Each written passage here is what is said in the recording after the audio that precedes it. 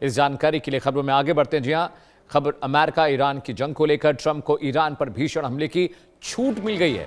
Iran पर हमले रोकने का प्रस्ताव खारिज कर दिया गया है। अमेरिकी सीनेट में 49-50 से प्रस्ताव गिरा। राष्ट्रपति ट्रंप की सैन्य शक्तियां बरकरार हैं। ईरानी नीति पर अमेरिका में सियासी घमासान मचा हुआ था। अब वॉर जो लीगल कमिटमेंट्स हैं, अब उसे लेकर ट्रंप के लिए बड़ी राहत की बात है। अमेरिका की राजनीति में ईरान को लेकर बड़ा घटनाक्रम सामने आया है।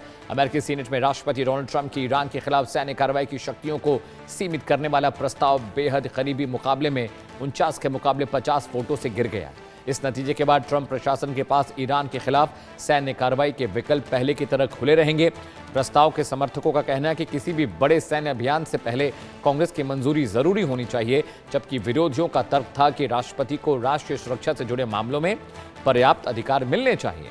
प्रस्ताव खारिज होने के बाद ईरान को लेकर अमेरिकी नीति और मध्य पूर्व यानी मिडिल ईस्ट की सुरक्षा स्थितियों पर नई बहस शुरू हो गई थी। अब दुनिया की नजर इस बात पर है कि आने वाले दिनों में अमेरिका और ईरान के बीच चुनाव की दिशा में क्या कदम अब उठाते हैं, यानी वॉर को लेकर जो नियम कायदा कानून अमेरिका में है, कम से कम सीनेट की तरफ से अब परमिशन मिल गई है, यानी ईरान पर हमले लगातार वो जारी रख सकते हैं। ट्रंप के लिए बड़ी खबर है।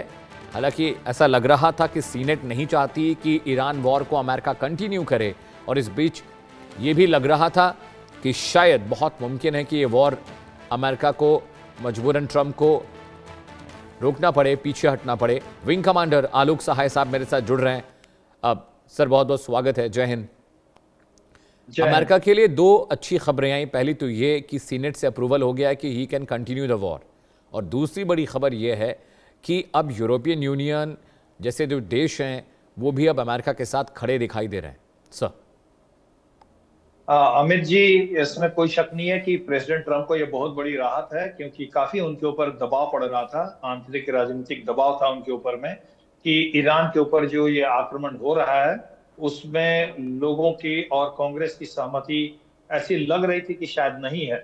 लेकिन कल वो क्या हुआ, जो प्रोसीजर्स क्या हुए कि जैसे मार्को रूबियो और पीट हेग्सेथ ने एक कॉन्फिडेंशियल ब्रीफिंग की वहां के जितने कांग्रेस के मेंबर्स हैं, और उस ब्रीफिंग के बाद से माहौल बदला। और ये कॉन्फिडेंशियल ब्रीफिंग थी, उन्होंने सारे कांग्रेस मेंबर्स को अवगत कराया कि युद्ध की क्या स्थिति है, ईरान की क्या स्थिति है और ये युद्ध क्यों जरूरी है। और उस मीटिंग के बाद से, उस ब्रीफिंग के बाद से हालात काफी बदले हैं। और आप देखिए कि 57 वोट्स इसके फेवर में मिले कि भाई प्रेसिडेंट ट्रंप के हाथ नहीं रोके जाने चाहिए। इसमें सरकारी नुमाइंदों ने इस बात पर जोर दिया कि ईरान जो है, प्रेसिडेंट ट्रंप ने खुद बोला, वहां के जो कांग्रेस के जो चेयरमैन है उनको ब्रीफिंग में बोला कि ईरान जो है, if not the largest, at least one of the largest sponsor of terrorism और ग्लोबल टेररिज्म। उन्होंने ये भी बोला कि ईरान जो है वो न्यूक्लियर शक्ति बनने की तरफ बढ़ रहा है, उसको रोकना जरूरी है। उन्होंने ये भी चिंता जताई कि जिस तरह से ईरान अमेरिकी हितों के और अमेरिकी सैनिकों पर आक्रमण कर रहा है, उसका प्रतिघात करना जरूरी है। यह भी बताया गया कि जिस तरह से उसके पास मिसाइल्स, ड्रोन्स के जखीरे हैं, वो खतरनाक है, उस पर रोक लगाना जरूरी है। तो इन सब बातों को ब्रीफिंग में रखते हुए ऐसा लगता है कि ट्रंप और उनकी सरकार के लोग कांग्रेस और सीनेट को इस बात पर मनाने में सहमत हो गए हैं, और ये बहुत बड़ी राहत की बात है। और अब संभवतः युद्ध का ज्यादा भीषण रूप देखने को मिलेगा। अमित जी, जी हाँ।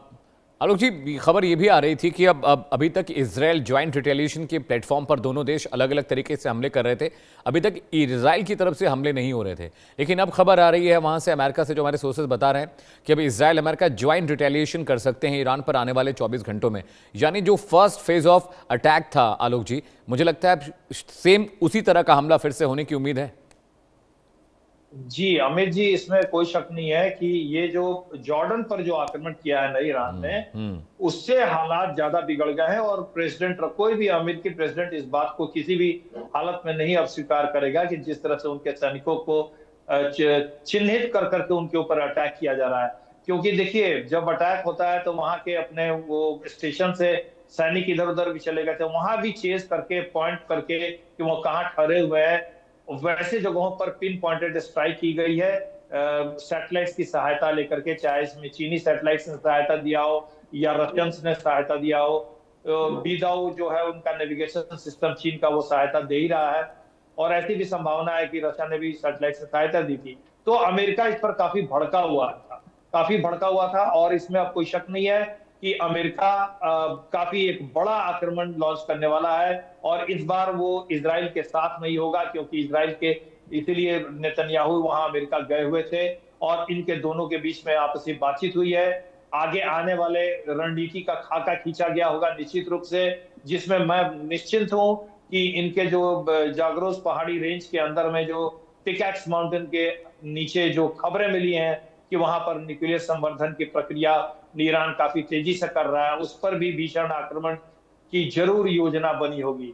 एक दो बातें और अमित जी मुझे थोड़ी सी परेशान कर रही हैं कि उस ब्रीफिंग के बाद जो कांग्रेसनल और सीनेट मेंबर्स थे, उन्होंने जो बातें कही हैं वो अलग अलग तरह की बातें छन छन के आ रही हैं। एक कांग्रेस मेंबर ने तो ये बोला है कि मुझे अब डर लग रहा है क्योंकि अभी भी और अमेरिकी सैनिकों की मौत होनी है, और हालांकि प्रेसिडेंट ट्रंप ने इस बार सीनेट में बाकायदे कहा है, घोषणा की है कि बूट्स ऑन ग्राउंड की का प्लान उनका अभी नहीं है। तो लेकिन क्या बात उन्होंने कही है गुप्त मीटिंग में, ब्रीफिंग में, जिससे कांग्रेसनल मेंबर्स को ये कहना पड़ा कि अब हो सकता है आने वाले दिनों में और भी अमेरिकी सैनिक मारे जा सकते हैं। इसका मतलब कि एग्रेसिव कुछ प्लान बना है इनके बीच में, और वो एग्रेसिव प्लान काफी एग्रेसिव होगा निश्चित रूप से, मैं ऐसा समझता हूं। जी हाँ। ऑलराइट आलोक जी, बहुत बहुत शुक्रिया।